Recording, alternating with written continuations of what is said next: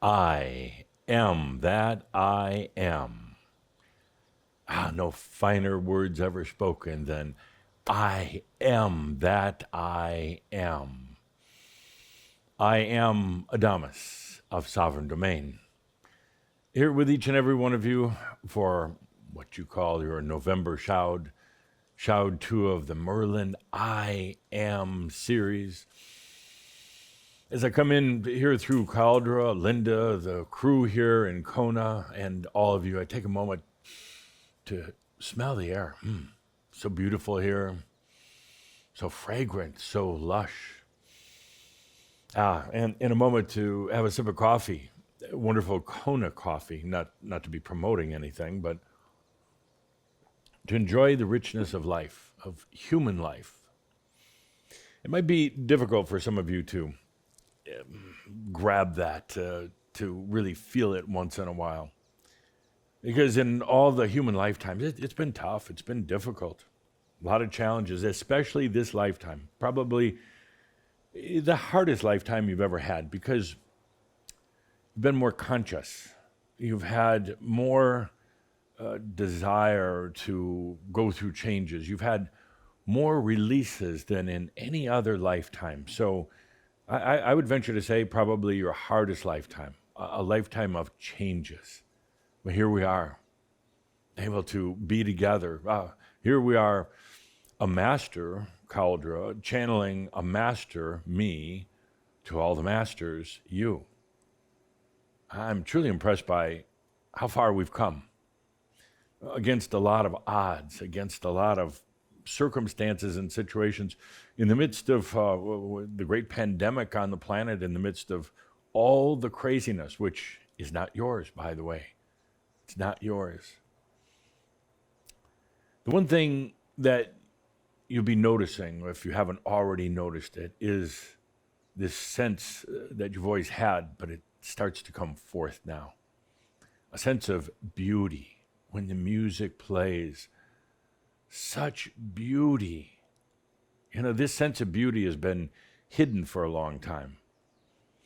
It's been so many other things coming into your mind and emotions. That sense of beauty simply wasn't really available to come forward, but a true sense of beauty. And you don't have to work at it. It happens as a master. It just starts coming forth, coming to the surface. There's kind of some interesting dynamics that take place right now. There is a deep sense of longing, but not a lost longing. You've been through that phase when you first went through your awakening, or maybe even before, but a sense of longing, knowing that there was something more. But it was like lost. It was out of grasp, out of reach. You knew it was there. Kind of like on a dark night in the forest, there's things that are there, but you just don't see them. And then as you come to this point, that longing becomes more intense and deeper, more sensual. But now, instead of longing for something distant and unknown, there's a longing that is very palpable, very clear right there. You know it's there. You don't have to work at it. Maybe you still don't quite understand what that rich, beautiful longing is. But that's what happens like when the human, the master, the I am all start into the integration, the deep integration of embodied mastery. And then there's that feeling of having missed that connection for so long, having missed knowing spirit within you, having missed all that you really are, all of your senses, all of the magic that you really are. And so this sense of longing is no longer a lost longing, but now it's like a knowingness longing that it's coming right now. That brings about a sense of beauty, the richness of life. When you're not trying to change the world anymore, when you're not even trying to change yourself anymore, when you're accepting all that you are, when you're allowing. Now that sense of beauty comes up, and it's in everything. It's in the music.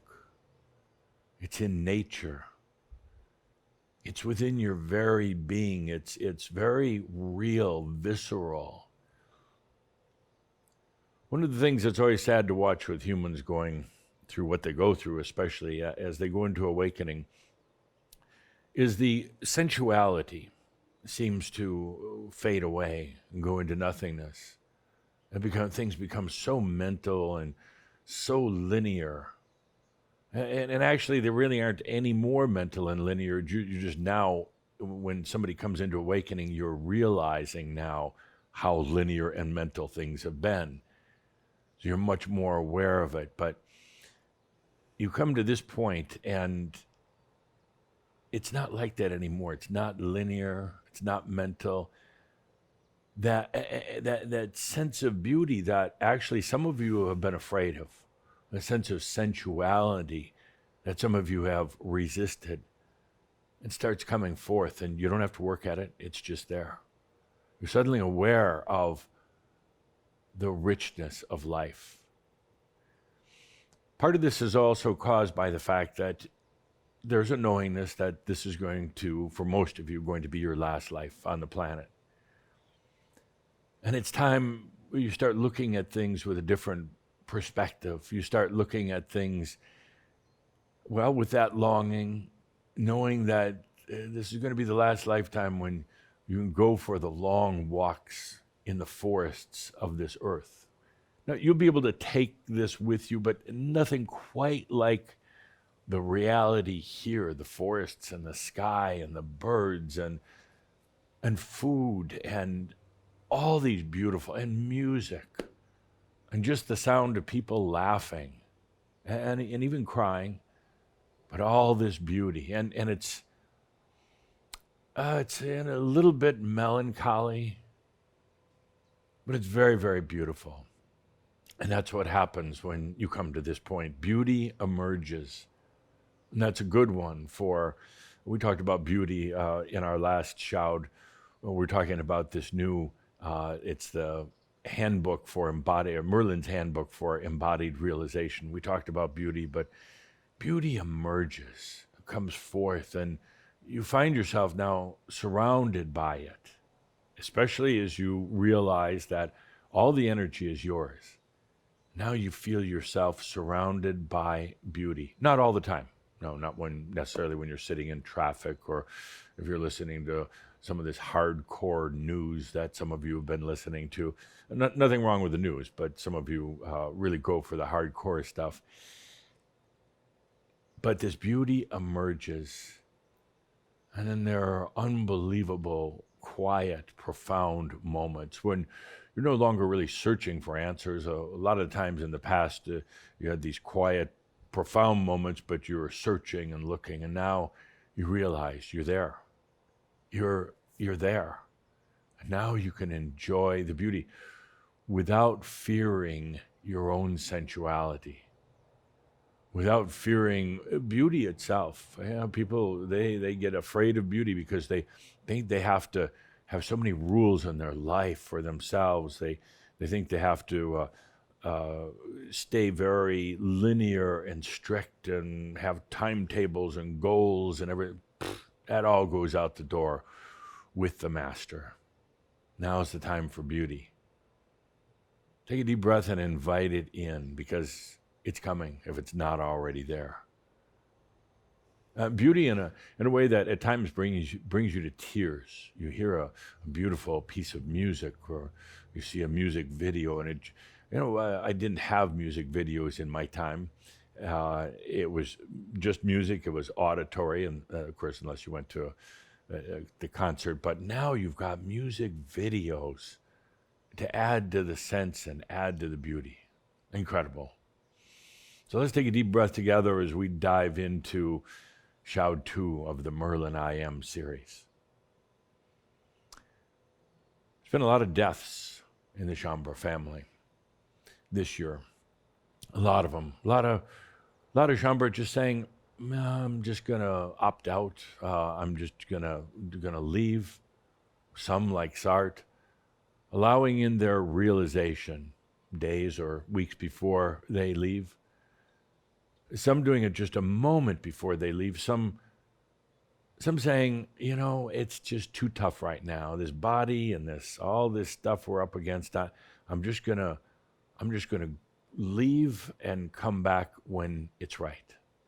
There's a lot of Shaumbra whose names, don't appear on your website and the in memoriam, who have left.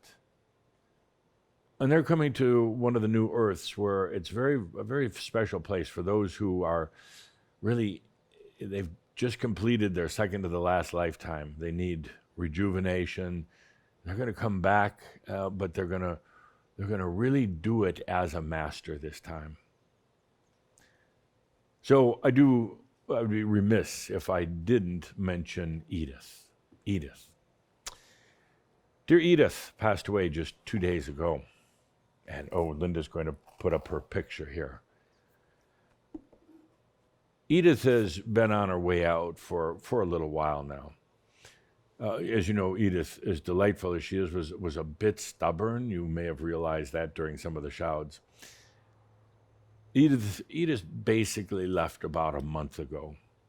Not the physical body, but her essence left about a month ago. And then she was just waiting. It doesn't seem like a month when you're waiting in kind of the in-between realms, but she left about a month ago and finally just the other day released the last of her physical body. I sat with her as this occurred. It was a beautiful moment for me and for her. She was kind of, it would be like watching yourself with the last of the flames in the embers slowly fading out.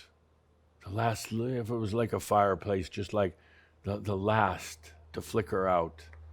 And she experienced this, she witnessed it. It's interesting because you don't really feel that.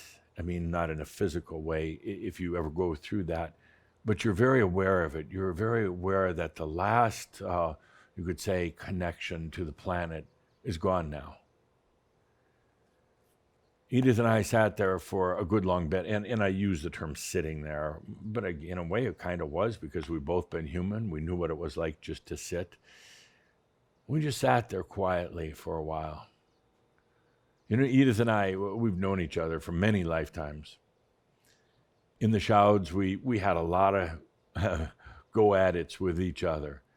I loved inviting Edith up on stage because I knew she would be such an example, such a beauty for everyone. Edith had her ways. Edith had her definite ways. She became an icon for Shaumbra all around the world. But we sat there for a good long time. And at that point, Edith, at that point, I said, Edith, where to now? What do you want to do? And she said, I want to go to Theos. I need to rejuvenate. I need to have my own space. I need to integrate everything I did as a human on the planet. I just need to get away from everything. I don't want to go to the near Earth realms. I know I'll run into family, and that wouldn't be such a good thing. I want that, she called it a spa, like a spiritual spa in Theos. So I walked with her there, and I know some of the rest of you were with her. We're with her, doing a dream walk or just thinking about her, and walked her to Theos and said, Edith, I'll be back in a couple of days, which is today. I'm going to invite Edith in for a moment to give some of her thoughts and perspectives. If you don't mind, Linda, can she have your chair? Of course. Yes. Absolutely. Yes. So let's all breathe Edith in right now into Shroud 2 of the Merlin I Am series. Take a good deep breath. Oh, Edith. Edith is resisting. And remember, she used to resist walking up on the stage, but she actually really loved it. So, Edith, welcome. I hope everyone can see you, if not feel you here. So, Edith, I mentioned to everybody that you went to Theos. You're actually in Theos right now. What about embodied realization? Why didn't you stay? And I'm going to be translating Edith for those of you who don't hear, kind of like really translates in Spanish. So, Edith, why didn't you stay? And I'd like you to feel her answer as well before I translate. And Edith, in her Edith way, is saying, well, it was just too difficult, too difficult. And I waited and waited, and nothing happened. I had no money, and none of this abundance that you talk about, Adamus. And I finally my body gave out. Okay, Edith. Edith, are you going to come back to Earth for another lifetime? Yes. Edith, you normally would say that with almost a kind of a rough voice, and you'd probably say something like, no. But here you're telling us, yes, you're going to be coming back for another lifetime. Why is that, Edith?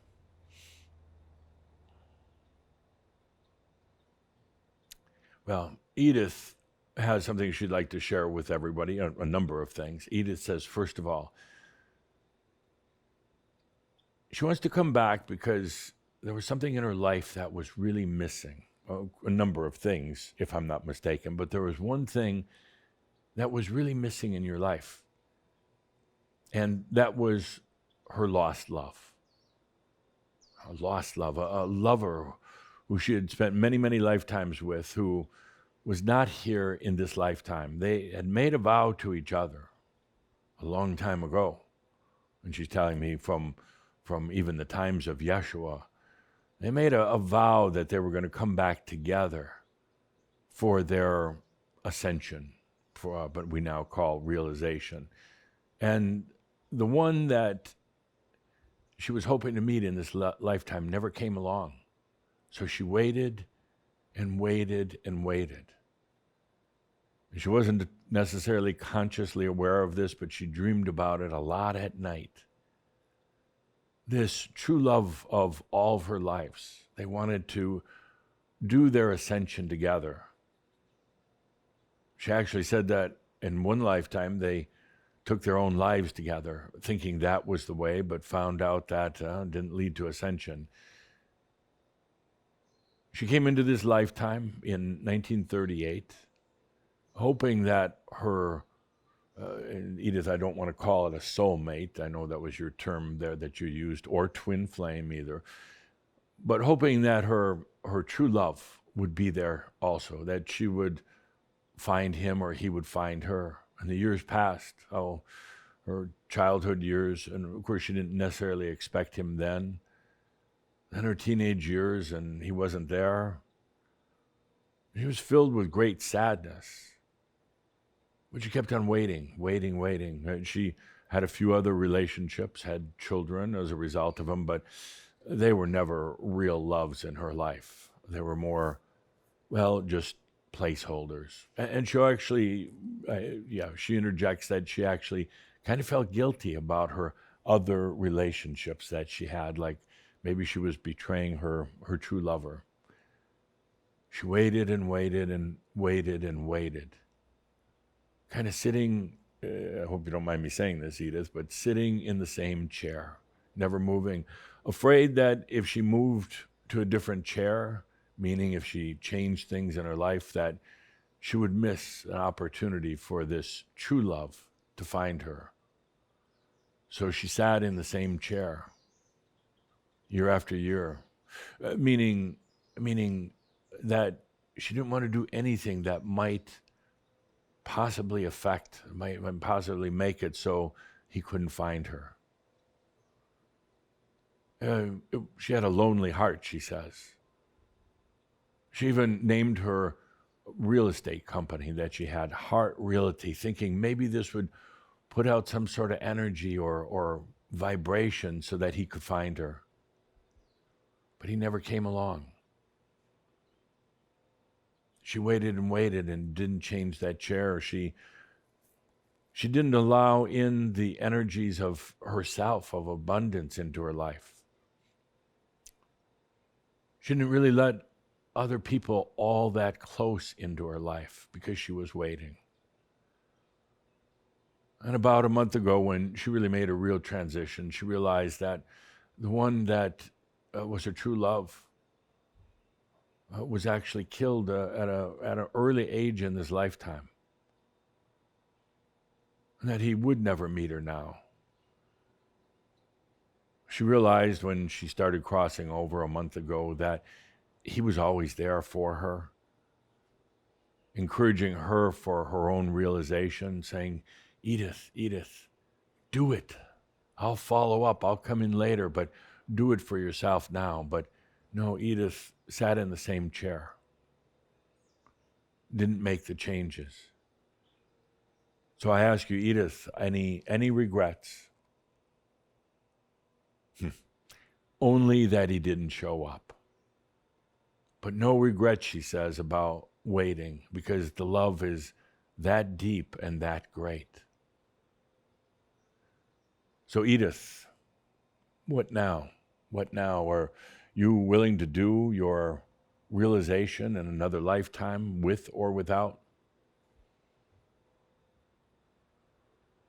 Well, Edith says that she knows now that it's so important for her to allow love and abundance and her own realization in spite of anybody else.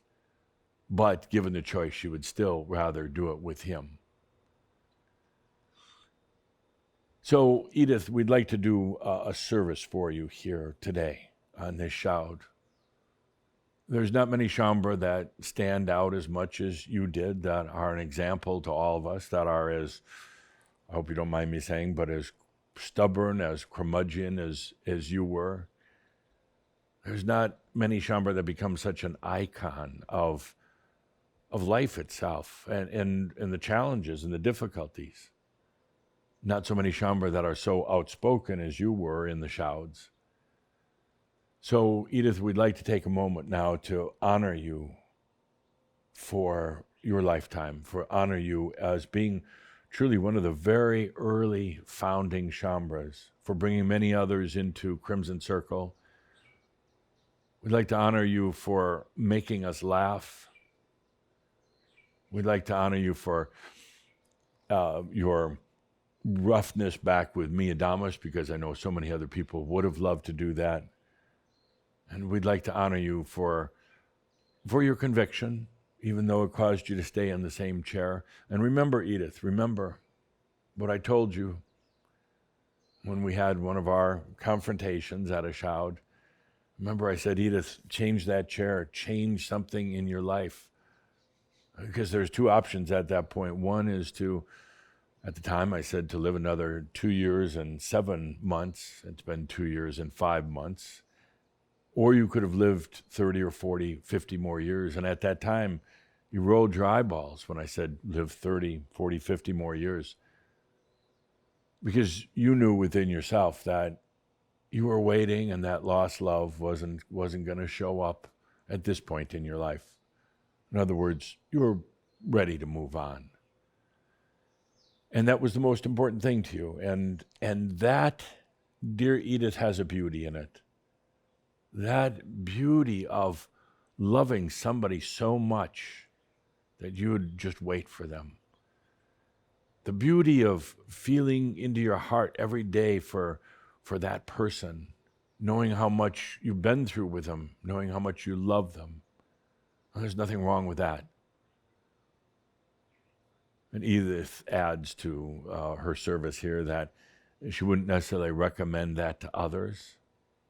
That the greatest love she could have given her true love was to allow her own realization and then be here for him when his time was ready. But Edith, we honor and bless you for all that you've given to Shaumbra all around the world. Let's take a moment, everyone. How about, Linda, if you wouldn't mind coming up in some breathing in honor to Edith. Don't stand in front of her. Stand right there. Yeah. How about some breathing in honor of Edith, one of the classic Shaumbra of all times? So, truly, let's take some good deep breaths. Breathe in our honor for Edith. Such a character, such an example for us. Take that good deep breath and send your love and energies to Edith, our appreciation. Breathe that appreciation that we all gained for Edith with all her antics and stubbornness.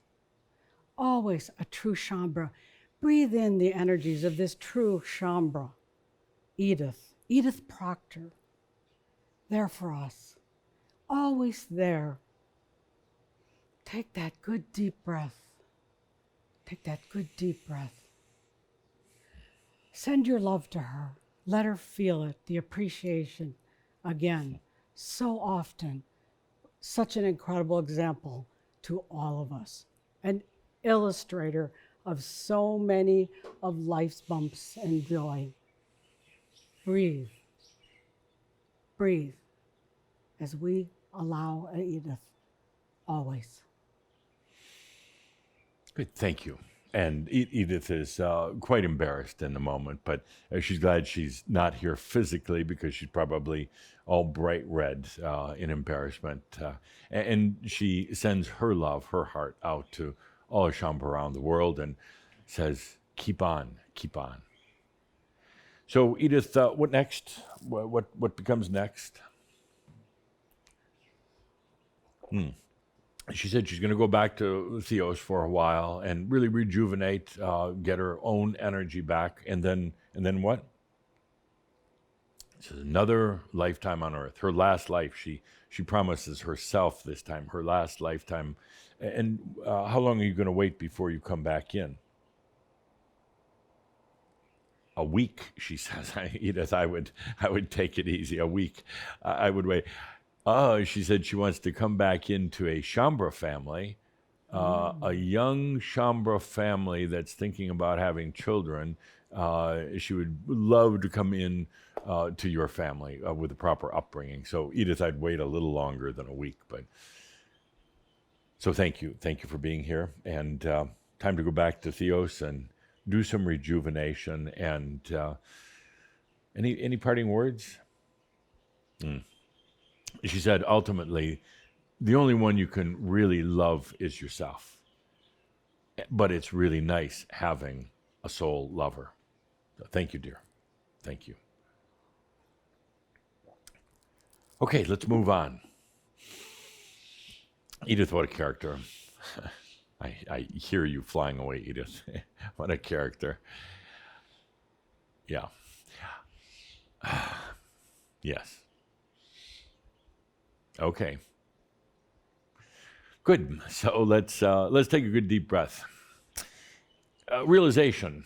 We had our summer of realization. We have almost close to 1,500 Shaumbra around the world who have acknowledged their realization, who have come out of the closet, so to speak.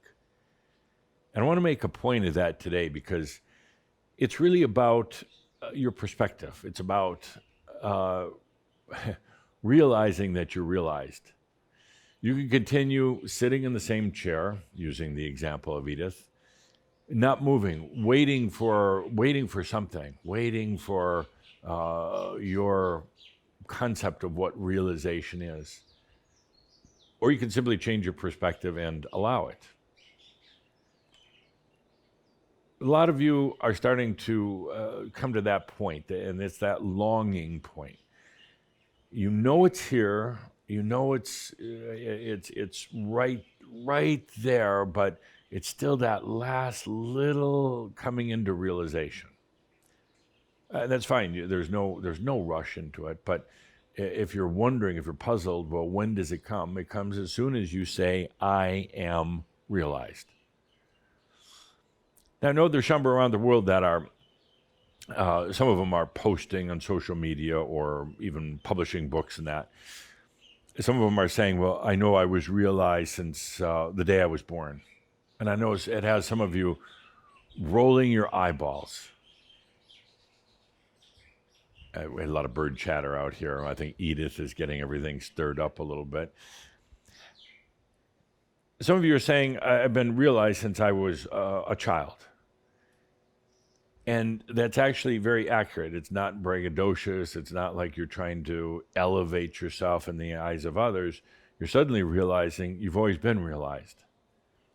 Or some of you saying that you had your realization in your teenage years or young adult, and now you're in your more senior or veteran years. Yes, you always have been realized. It's always been there. It's an inherent natural part of you. The question is when you're going to let yourself realize that you're realized. It's a matter of perspective. It's not what you'd say is a game, but it's a matter of just admitting it, of coming out of the closet. When you do that, when you can finally say, I am realized, and stop going through all this mental, am I realized? And well, if I was realized, then everything would change and suddenly I'd be able to do magic tricks. It doesn't work that way. It's not like that. You acknowledge your realization first, then the energies change, not the other way around. You acknowledge that I am realized. I've been on this human journey, kind of lost or stuck or sitting in the same chair for a long time. But yeah, I'm realized. That then changes the energy. Your new perspective, a broad perspective of I am realized, then changes the relationship you have with energy. Then and only then do you start noticing the difference. I see a lot of you still sitting in that same chair, waiting for the differences first, waiting for, suddenly the love of your life, or to win the lottery, or to suddenly have no body aches and pains. It doesn't work like that. It's the perspective. It's the changing the chair, changing to be able to say, I am realized. You're not fooling yourself by doing that. It's quite the reverse. You're fooling yourself by not coming out of the closet. You're fooling yourself by waiting for something to happen, the new Big Bang or something. It's wasting time right now. We have a lot of work ahead of us, a lot of fun ahead of us too. So it's time to just realize that you're realized, and then watch how things change. Then your dreams change. Then the flow of abundance changes. Then your whole attitude about life, your ability to see beauty, then it changes. When you acknowledge, when you come out of the closet, yes, I am realized. It's not your ego talking. No, it's not your ego talking. The ego itself, I'm trying to get this right through Cauldron. The human ego actually will not say that it's realized or enlightened. It'll say a lot of other things. It'll do a lot of weird things, but the ego will resist saying, I am realized. Feel into that for a moment. Now, a lot of you think, well, so-and-so is telling everybody that they're realized and they just have a big fat ego. No, it's really not that, because the ego isn't going to do that. Why?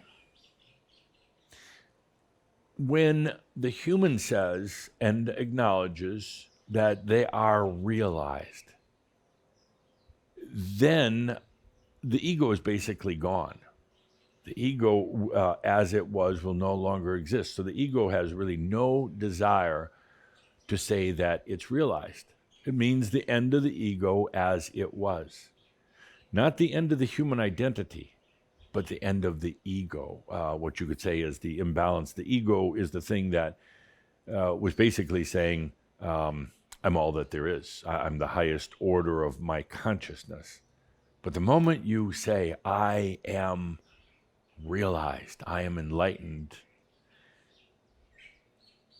it changes all the energies. It changes the flow. It changes your thoughts. It changes your ability to it gives you the ability to have a much broader, open view of all things, including yourself. So, no, it's not your ego saying that you're realized. Some of you are kind of afraid to say, oh, well, it's just my ego and I'm not really realized and I need proof and evidence.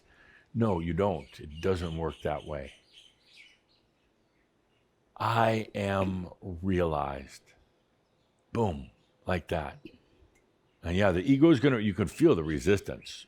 The ego is like, oh, you're just making that up, or, you're elevating yourself above others. No, you're not.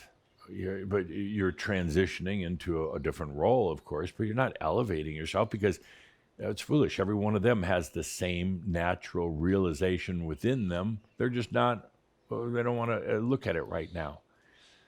You say, I am realized. And then you wait for lightning bolts or, something grand to happen. No, you got this tremendous amount of your energy that's been sitting in the same chair for a long time, that's been stuck for a long time, that's been kind of almost like foreign to you for a long time. It takes a while to turn that train around. It doesn't happen instantly. And you don't have to convince yourself of this either. You don't have to repeat it like a mantra. You don't have to say it over and over again. It's just realizing I'm realized. And then be the observer of how things start changing in your life. And again, it's not a race. You don't have to force anything, but just I am realized. Feel what it does to your ego when you say that. To your brain thoughts, your mind thoughts. The ego actually really kind of doesn't like that. And it will kind of cast doubt on it, saying, oh, you're just making that up. But come back to yourself, who you truly are. I am realized. And then it happens. So it's time for all of you to come out of the closet with it. It's not being egotistical. It's not being artificial or unreal. It's being more real than anything you've ever done in this lifetime. I am realized. The nearly 1,500 who have acknowledged it and who are truly realized have all had their own way of experiencing this. They've had that kind of an internal battle of am I or am I not? Am I being elitist by claiming that I'm realized? Am I really ready? Have I gone through enough experience? Have I cleared my karma? And they finally say, I am realized. So tired of playing the unrealized game. I am realized. And then the energies start moving in their life. It starts moving. Edith, for example, would not say it. Even when I sat with her as the last of her connections with her physical body were taking place, she wouldn't say it. She really didn't feel she was ready, and she was waiting for her lost lover. And if she thought that if she allowed that realization, then, well, she hadn't fulfilled their oath, their commitment to each other. So even she didn't say it. I don't know if she regrets that. I don't know if, no, she doesn't regret it, but she just wished he would have come along. She's a little angry with him. Wished he would have come along at the right time. They could have done this together, but it didn't happen. Time to come out of the closet. There's a lot for us to do going forward. Sorry. Next point on the list for today. We've been talking a lot about your relationship with energy. And we've gone through a lot of the physics. The energy is all yours. It's all yours. I know at first it's kind of strange thinking, well, I mean, everything, you look up into the stars at night, you look out onto the ocean, it's all mine. Yes, it is. It's your perception of reality. Therefore, it's all yours, all your energy. Everyone else has their own perception, their own perspective, their own energy.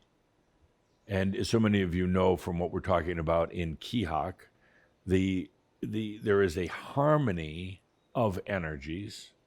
When you get multiple soul beings together, there's a harmony of their energies together.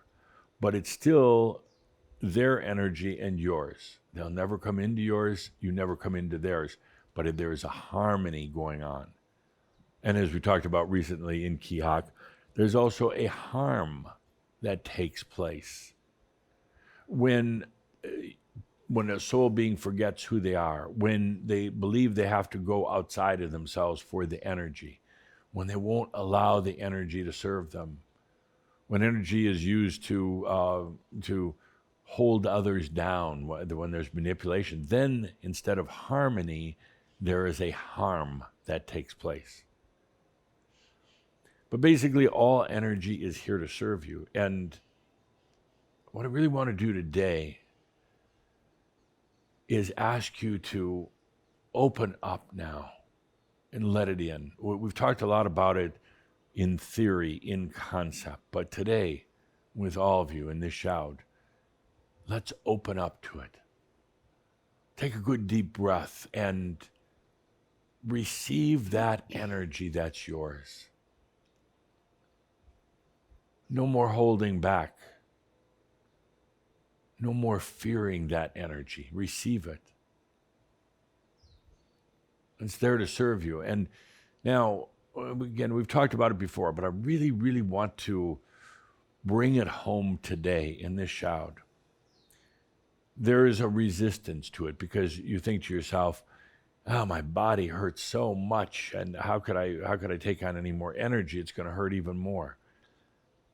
Your body hurts because there is still a resistance to bringing in, to allowing the natural, harmonious flow of your own energy. That's partly why the body hurts, but also you're going through tremendous changes, going from just the human body into your free energy body. Can you allow those body aches and pains instead of resisting them? Because they're there for a reason. Something is happening. And some of you have been holding your own energy at bay, keeping it away because you're still tormented in the mind. You have battles within yourself. As you open yourself up, you open the floodgates of energy.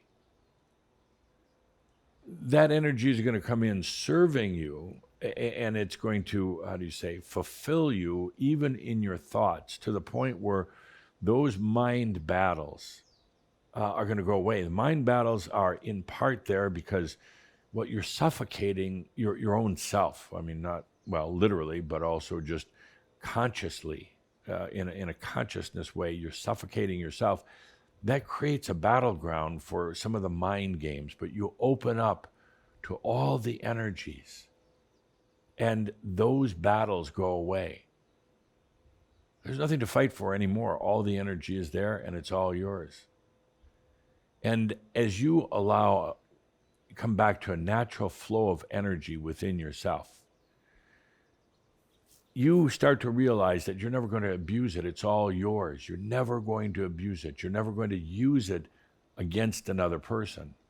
It's only when there is the belief that the energy is outside and you have to get it from somewhere else that there is abuse. But with the knowingness and the realization that the energy is all yours, when there's that deep, beautiful knowingness, there's no desire to use it against anyone else. You don't need anything from anyone else ever again, so there's no abuse. Some of you worry that with a lot of energy, you're going to abuse yourself, addictions and crimes against yourself. You're not going to. Because suddenly you realize the beauty. You're in your own garden, so to speak. You're in your own place. It's all there to serve you, everything. Let's take a deep breath now, and a really deep breath, and open to the energy that is right there, and it's yours. You don't have to think about it. You don't have to get all mental about it, like what does the energy look like and where is it coming from? Let's go beyond that and just breathe it in, absorb in that which is yours.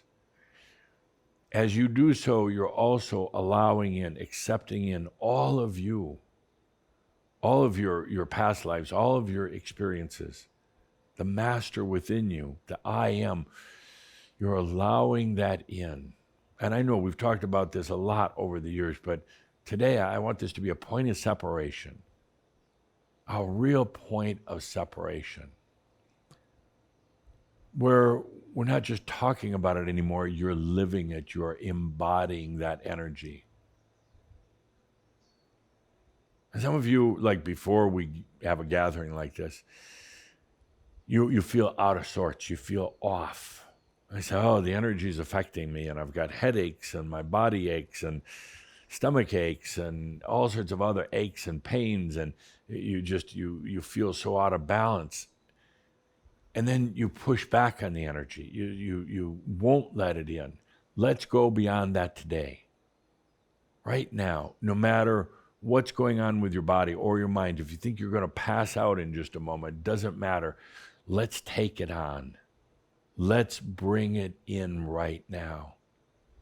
It's something only you can do for yourself. Let's have that friendship with energy that's all yours. That's how we're going to go forward in doing what we're going to be doing. It's how you come to your light body, to your embodied realization. A good deep breath, letting in that energy into your life, into your consciousness, into your awareness, into your body, into your mind, into everything. A really good deep breath, bringing it in, not thinking about it, not wondering how much you're going to bring in, or it's not going to overwhelm you. It will not overwhelm you. It'll put you back in a true natural balance. Take a good deep breath with that energy. It's all yours.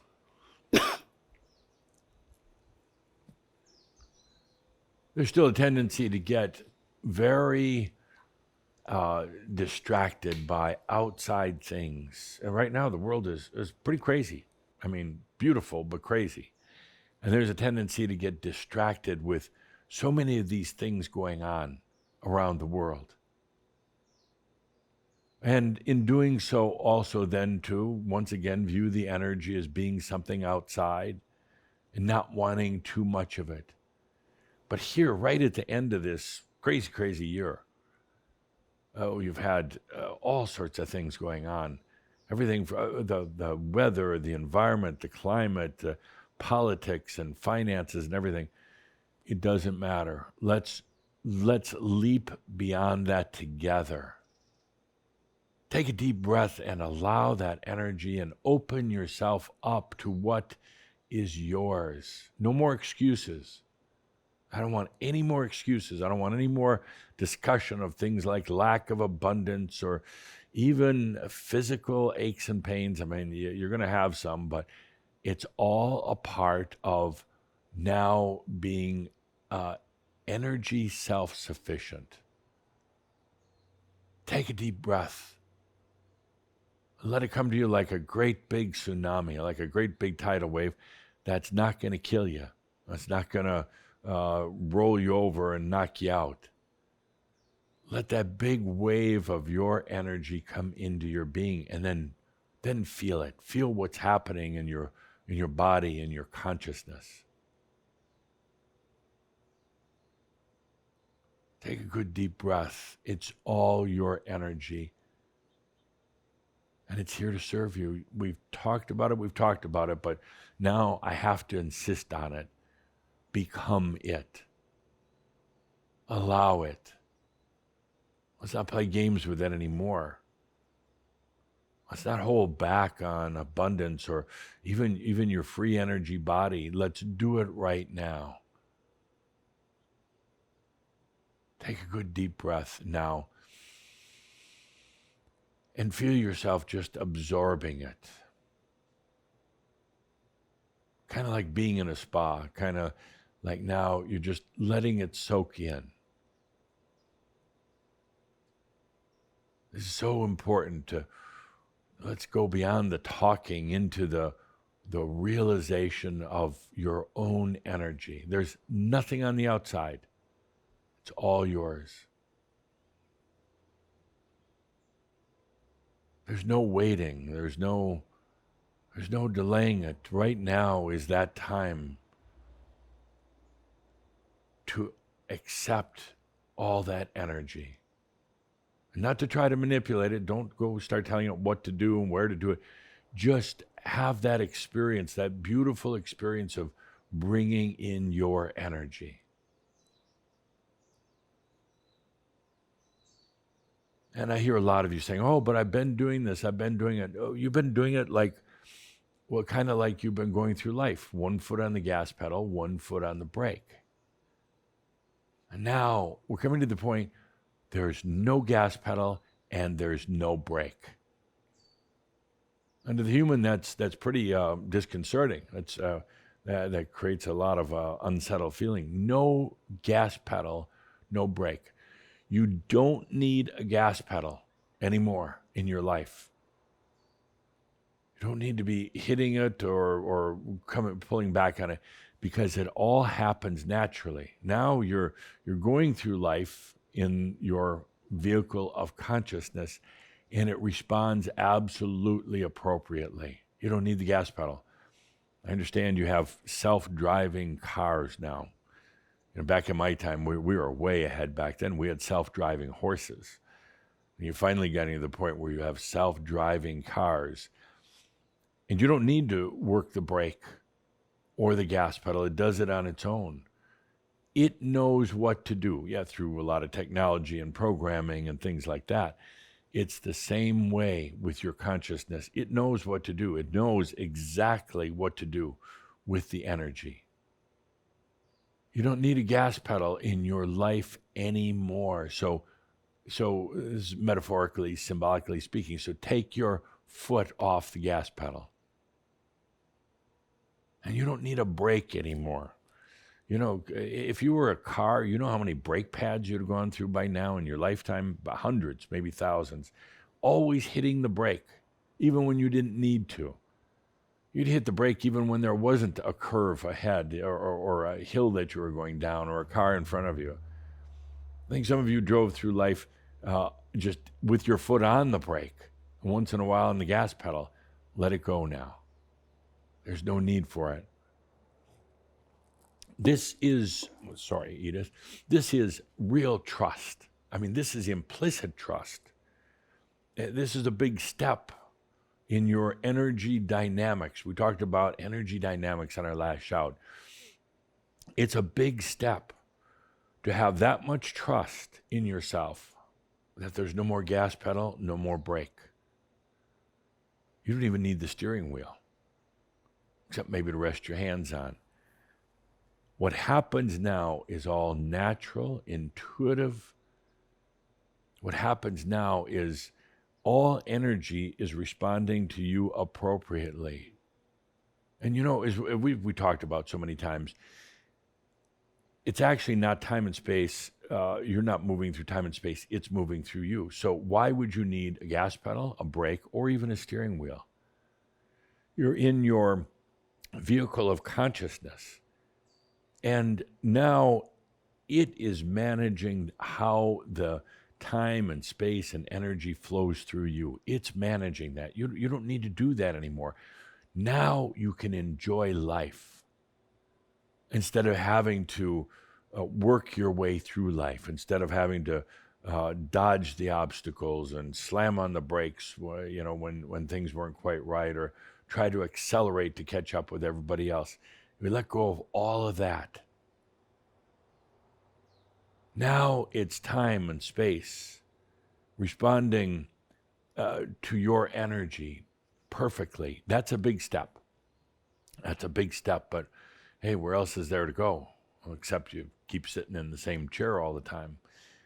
Let's take a deep breath and allow that now. Bringing in that energy. I don't care about the aches and the pains and the weird dreams and everything else you're going through. That's no reason to hold back on energy. You're only depriving yourself of what is yours.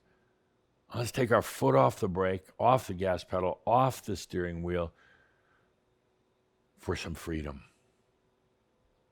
You put all this together, and suddenly there is a new dance of energy in your life. It's kind of carefree. I mean, you're still aware of the rest of the world and what they're going through. And, in a way, you still feel it, but it's not yours. There's no longer the worry of what happens next, where things are going to come from, what decisions do I need to make. You realize you don't need to do that. There is a natural intelligence in your consciousness, and the energy responds to that without the human having to handle every little thing, without the human having to handle all the little details. Let's take a good deep breath with that. Coming out of the closet with your own realization, now opening up to the energy that's yours. Taking your head off of the control of everything you've been trying to control, thinking that you had to control.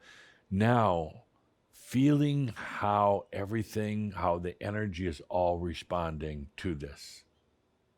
And again, I know, we've talked about this again and again, and you said you've done it, and not really, you've thought about it. And there's a big difference between thinking about it and now doing it. This shout is a good time for doing that. You had the example of our wonderful Edith, but who sat in the same chair, and she admits she was a stubborn old being. Didn't want to change. She had an underlying reason for not wanting to change, but she didn't want to change. Didn't want to acknowledge that the energy was hers to allow abundance. Didn't want to even allow her realization. What a great example to you, to all of us. She chose her path, indeed, but I know so many of you are looking for something different. If you have old vows and oaths, maybe it's time to let them go. If you have an energy aversion to energy, thinking that it's only going to make your aches and pains and your mental battles worse, let's go beyond that right here, right now, because we have things to do. Deep breath with that. Let's change that whole relationship with energy.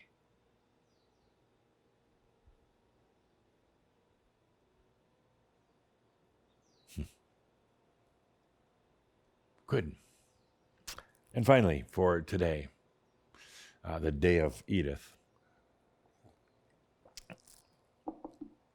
let's do a mirab.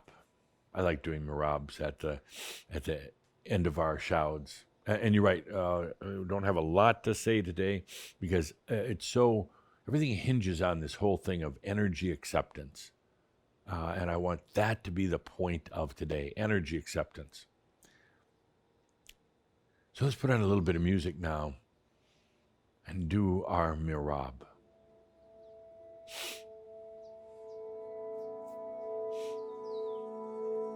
Take a good deep breath.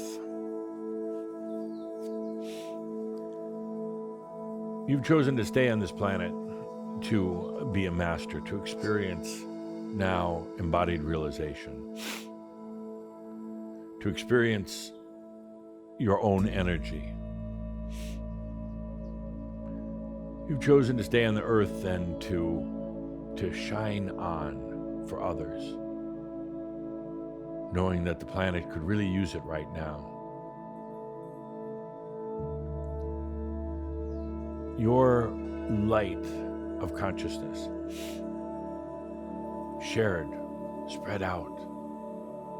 Not your energy, but your light, your consciousness. You're not going around sharing energy, that would be fruitless.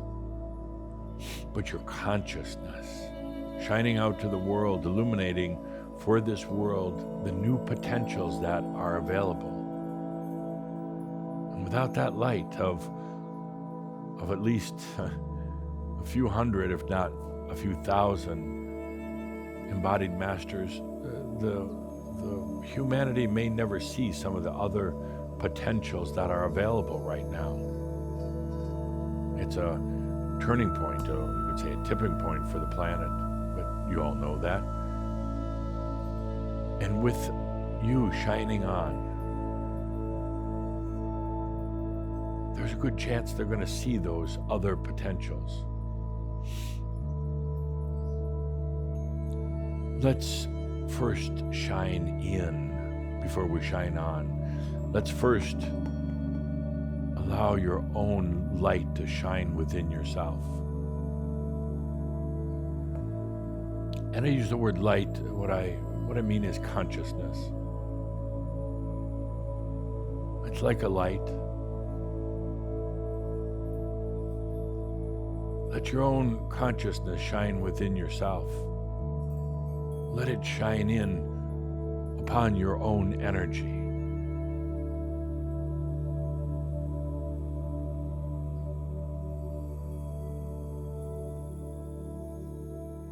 Let it shine upon your own realization. Let's start with illuminating, with shining on the inside. In other words, let that light of your consciousness be upon you.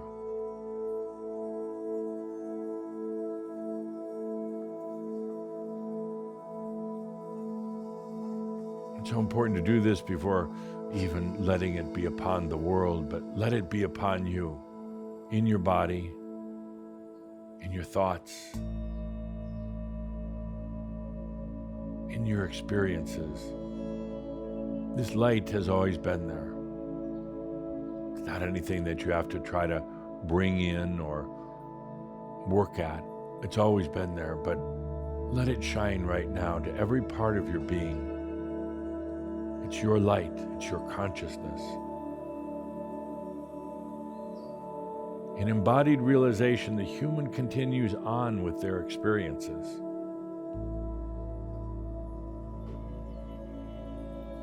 It's not that the human vanishes or goes away, and no, the human continues on with their experiences, but now with the benefit of wisdom and with the benefit of their shining consciousness.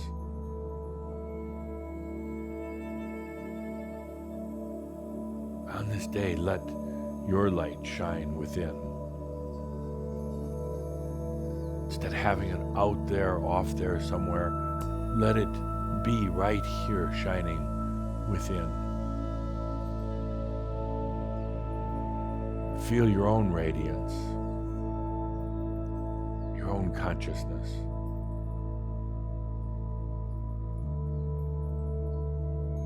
This is you.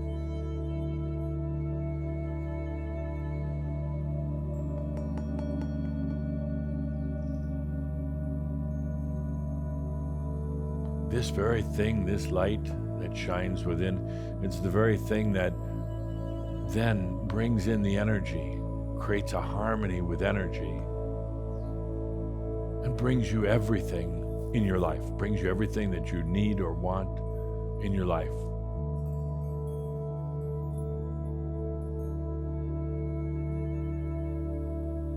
Let that light shine within. Yeah, on your aches and pains, on your imbalances, anything that might be there, just let that light shine now, without holding back anything.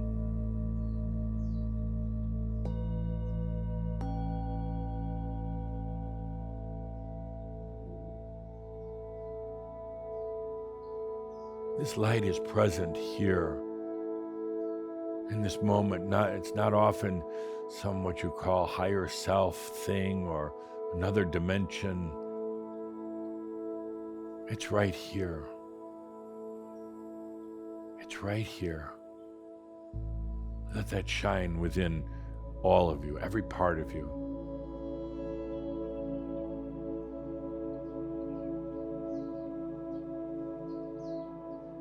This is what a master does before they go out shining their light to others on the outside. They take a few minutes to shine within. They shine in before they shine on. The Master makes sure that they're consciously aware of their own light continuing to shine within themselves, illuminating into their body, into their mind, into their senses.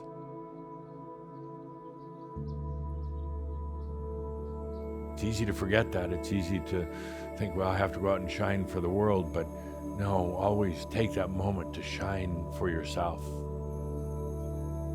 The illumination of your consciousness within yourself.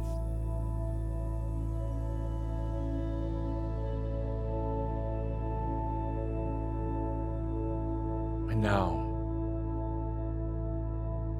together, individually but together, let's shine onto the world. You know, I'm not a big fan of doing global prayers or global meditations or any group things because, well, if it's not just the right group, you have a lot of junk in there. You got a lot of imbalanced energies, and that's why very rarely do we do this kind of thing together. But as masters now, realized beings, you're at the point where we can sit down without agenda. There's no agenda in this. We can sit down and simply shine onto the world. We're not trying to change it. See, that's what I've never really liked all these group gatherings where you do a group meditation. They're filled with agendas from people who really don't understand what true compassion is. But with you, Shaumbra, with us now, we can be here together, connected all around the globe, and now we can shine onto the world. Without agenda, without trying to inflict change. No, we're not trying to create a different outcome for elections, or we're not even trying to repair the environment. There's no place for that here. This is the gathering of the Merlins, shining onto the world. Letting our consciousness open without holding back.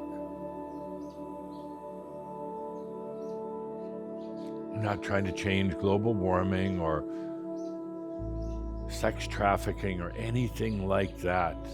You're far too wise right now for that. But we are shining a light onto the world that will show others, that will illuminate a potential to them that they might not have otherwise seen. A change, a way of changing their chair. So for the first time together, with this gathering of you, masters, for the first time, let's shine onto the world.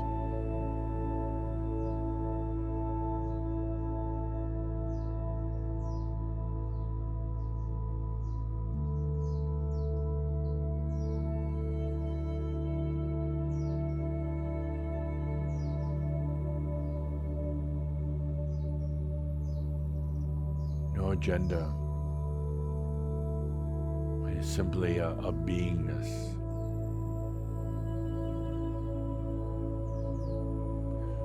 I hope you can feel the true peace in this. You know, if we had an agenda, we were trying to fix the environmental issues or fix society issues, there's really not a feeling of peace. You know, because it's still battles, it's still causes. But as we shine on to the world right now, feel into the peacefulness. We're not trying to change dark into light. We're not trying to change the world's financial systems. None of that. We are shining a light of consciousness. Consciousness that's been brought to the earth, not held in the heavens. brought to the earth by you, by realized masters.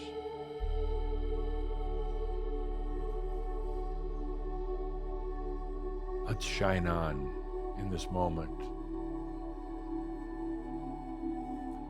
feeling so bold, so fearless as to bring our light forward.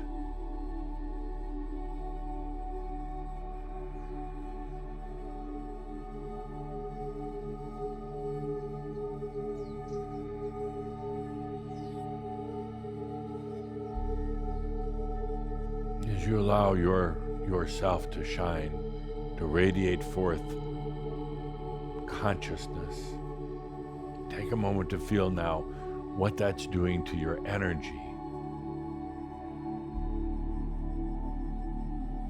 Remember, today it's all about taking that big step, bold, fearless step into letting your energy come in and be there and serve you. Now, feel what it's doing as you shine on, what that's doing to your energy.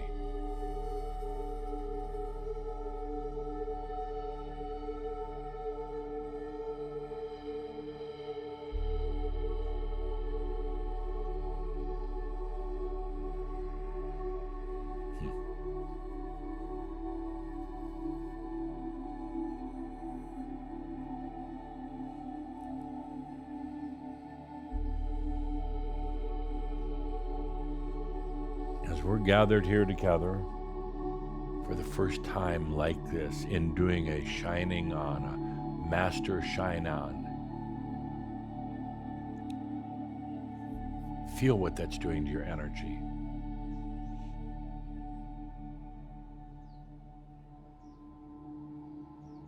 And remember the beauty of this, we're not trying to change the world.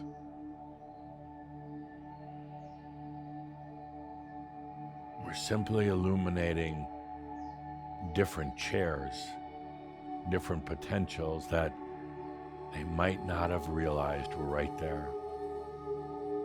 We're not making them choose one thing or the other. We're simply opening the perspective of humanity. It's up to them what they want to do with it. What's happening to your energy right now?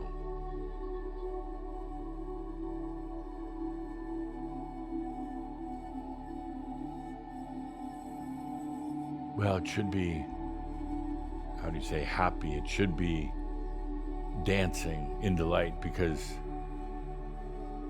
this is what you came here to do. After that long, long path in this lifetime of hardships and then releasing, feeling lost, feeling stuck, after going through all this now, in your realization, are doing now what you came here to do.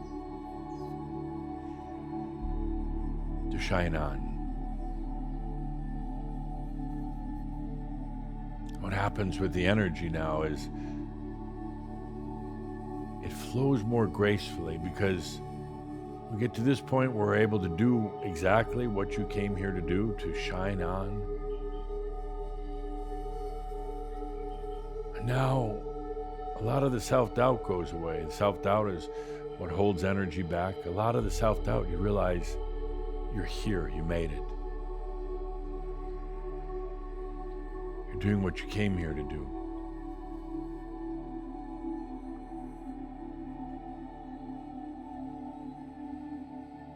That's another one for Merlin's Guide to Embodied Realization. The Master shines in within themselves, and then they shine on.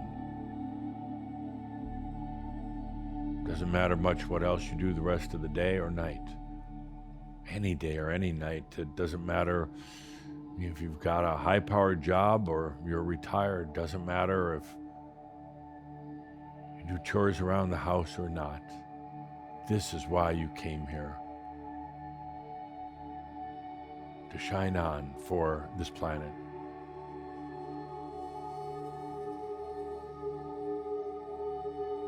Now feel your energy again.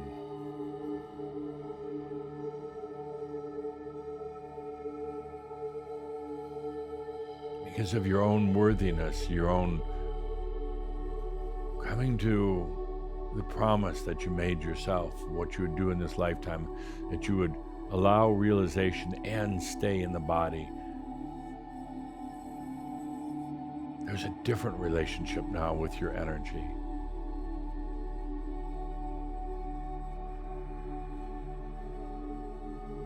Because you're doing what you came here to do. There's a new worthiness of receiving your energy. Let's shine on to the world. The world is looking for a light right now. A light without an agenda. A light without rules. A light without suffering. A light of higher potentials. Let's do it right now.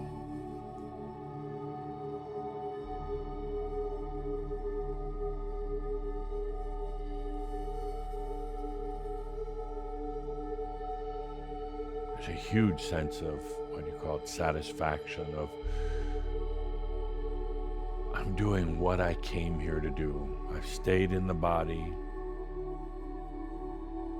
I'm now shining my light.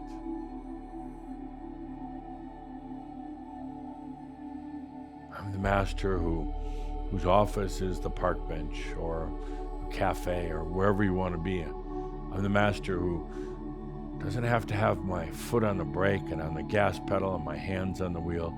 I am that I am. And I'm doing what I came here to do, because all of you, I know you love this planet. You've had so many lifetimes, and now comes your last lifetime. Now you just shine on. You know your own light now, so you can shine on.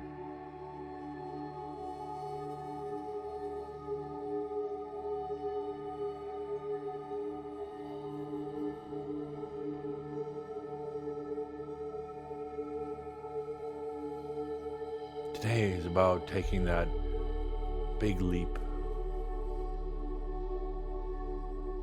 allowing your own energy, and when you do, then the next step is we'll shine on. Let's take a good deep breath on this day.